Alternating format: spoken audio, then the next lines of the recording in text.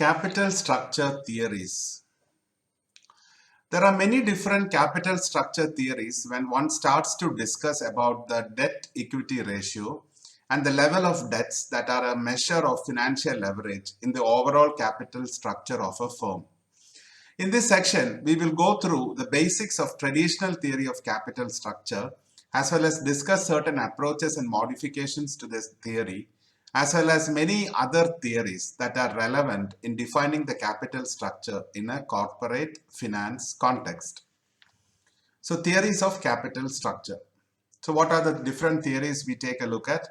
We take a look at net income approach, traditional theory of capital structure. We take a look at net operating income approach. We also see what is approach, pecking order theory. We will take a look at that as well as trade-off theory and signaling theory. So we'll briefly explain each of those theories to understand what it actually means in the context of capital structure. So financial leverage is said to have a magnifying effect on the EPS or earnings per share for a given change in the EBIT level. It is felt that there is a more than proportional change in the EPS. However, financial leverage increases the financial risk of the firm to the point the firm may become bankrupt or insolvent as it may struggle to repay the debt due to inadequacy of available cash as well as variability in the earnings available to its shareholders. So the main objective of the firm is to maximize the earnings for its shareholders, and hence the firm is supposed to select a financing mix or financial leverage and capital structure which will help the firm achieve this objective. It is also to be mentioned that the capital structure of the firm needs to be analyzed from the perspective of the value of the firm. What exactly is the value of the firm? Where it is legitimate to expect that the capital structure of the firm affects the total value of the firm. Given that condition, when the capital structure decisions of the firm affect the total value of the firm, a firm selects a financing mix in such a way that it maximizes the shareholder wealth. Such a capital structure is called an optimum capital structure, which helps the firm go into a debt-equity combination leading to maximum value for the firm. This is again the basics of the traditional approach, which we will explore in a bit. Since we mentioned value of the firm, it is known fact that capital structure of a firm affects the value of a company by affecting its expected earnings or cost of capital or both these parameters.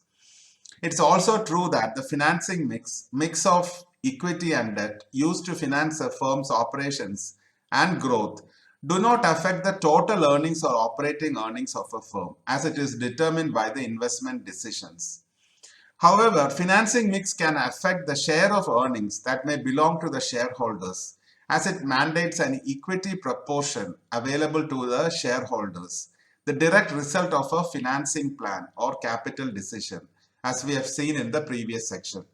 Hence, capital structure decisions can affect the value of the firm through earnings that are available to the shareholders.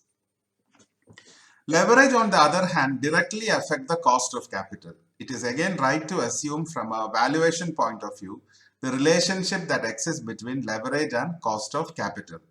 Before explaining all of this, we will be going through the following approaches and theories in this section, namely net income approach and traditional theory of capital structure, and net operating income approach and approach. So those are the first theories which we will explore.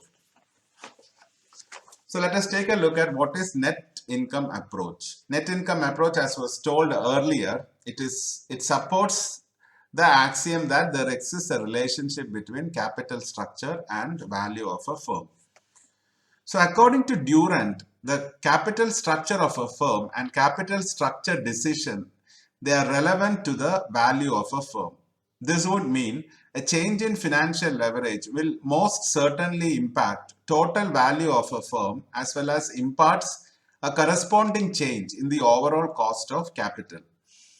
Therefore, if the degree of leverage as measured by debt equity ratio is increased, WACC or WACC, weighted average cost of capital, will decline and value of the firm as well as market price of its shares will increase and vice versa. So this theory goes by three major assumptions, namely there exists no taxes. So this theory says that the assumption which it makes is that there exists no taxes. Second assumption is cost of debt is always less than equity capitalization rate or cost of equity. And the third assumption, so the second assumption, it is cost of debt is less than equity capitalization rate, which basically reflects in the market. So cost of debt is always less than equity capitalization rate or cost of equity. And the risk bearing capacity of the firm or the risk perception of the investors does not alter with acceptance of debt in its portfolio. This is a major assumption. It says risk bearing capacity of the firm or risk perception of investors does not alter with acceptance of debt. Normally when debt is actually there in the portfolio, the risk increases, but this theory says that is not the case. So those are the three assumptions based upon which this theory works. The theory is net income approach. It is also believed that with an appropriate mixture of debt and equity, a firm can evolve an optimum capital structure where the overall cost of capital is lowest and the value of the firm is maximized with maximum market price for its shares. So this almost wraps up what is net income approach. Next, we'll take a look at another theory, traditional theory of capital structure, which also supports relationship between capital structure and value of a firm. So in traditional theory of capital structure, it states when the weighted average cost of capital is minimized and market value of assets are maximized, capital structure tends to move to an optimum capital structure. In other words, there is an optimum capital structure which a firm has in place. That is the end result of minimizing weighted average cost of capital and maximizing firm's value. When do one maximize firm's value? When the market price of its shares are maximum. That is what most of the investors look for. It also states that a firm's value increases to a certain amount of debt beyond which it remains constant, and even beyond it tends to decrease as a result of increased financial leverage applied in the said context. Net operating income approach. That is the next approach what we are going to take. So this theory support the axiom that there exists no relationship between capital structure and value of a firm. So in this approach by Durand, it is stated that there exists no relationship between capital structure and value of a firm. That is, any change in leverage will not make the total value of the firm change or make the market price of its shares or overall cost of capital to change.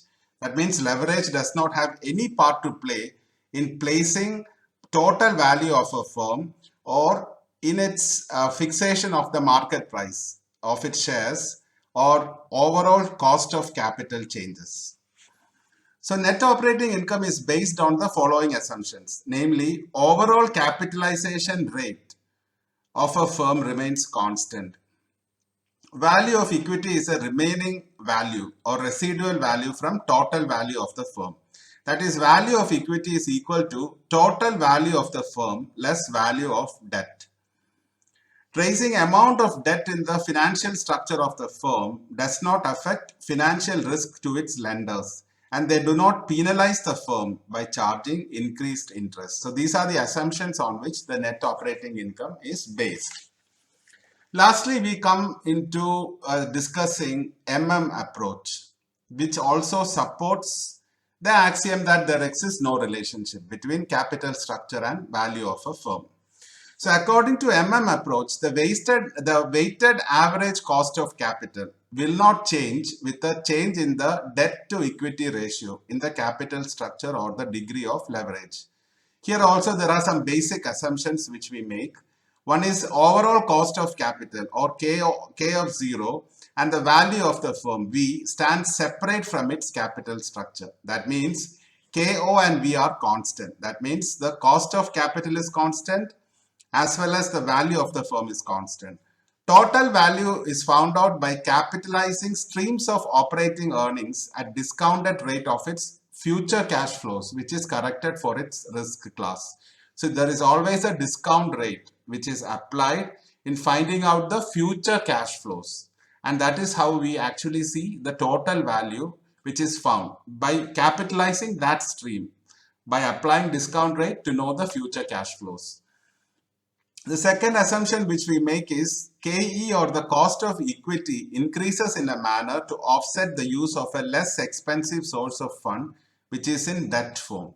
So cost of equity, or the capitalization rate, what the share price goes at the market rate, increases in a manner to offset the use of a less expensive source of funds. So that means there is no relationship, because the less expensive source of funds are never materialized, which is in debt form. Okay. And the third assumption is cutoff rate for investment purposes is completely independent of the way an investment is financed. Cutoff rate for investment purposes is completely independent of the way the investment is financed. But that is also an assumption which many ask why, but that is basically an underlying assumption of approach. The operating justification of the Miller-Modigliani approach is arbitrage, where it is defined as an act of buying an asset or security in one market and selling it off in a different market. So that is the gist of the approach. There is arbitrage. The gist in while buying the assets or securities, the prices are lower, and while selling it off in a different market, the prices are higher. So that is the balancing operations. You buy it at a lower price and sell it just like anywhere else. Sell it in a different market at a higher price. Normally, this gets applied in the case of two firms, where one of them is levered, where from the securities are existing and sold, and bought in an unlevered firm where debt for the purchaser is zero, so that he can borrow it in an unlevered firm. So you sell it off in an unlevered firm where the debt is lower, and so that the buyer can again borrow in the unlevered firm. So this completes the approach. Now let us take a look at a few more theories: pecking order theory, trade-off theory, and signaling theory. So what is pecking order theory? Pecking order theory states that a company should try to finance projects out of retained earnings. If it is not possible to do that, that is, first it should try to finance projects out of retained earnings, or earnings which are not distributed as dividends to its shareholders.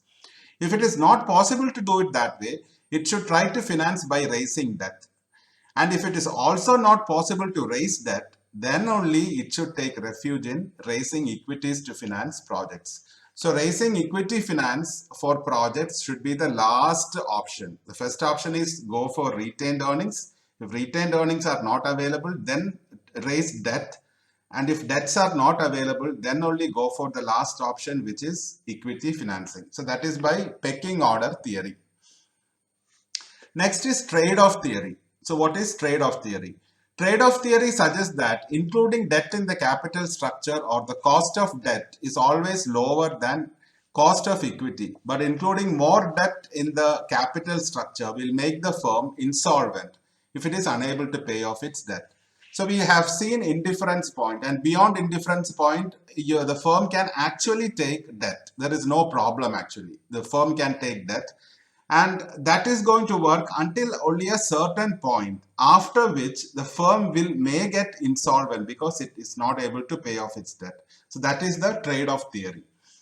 And finally, it is signaling theory. So signaling theory, what does it say? It says, or it states that the corporate management decisions sent by a manager shakes up the asymmetries in investors willing to invest in a project of a firm. So this information are signals sent to market by managers who have their own choice of capital structure. So let us say a manager has a capital structure in mind, and then the manager sends off information to the investors willing to invest in a project of a firm. So this is basically the gist of signaling theory. So this discussion actually ends, and we have discussed a few theories, which is net income approach, traditional theory, net operating income approach, approach, pecking order theory, trade-off theory, and signaling theory. So this concludes this topic on capital structure theories. Thank you.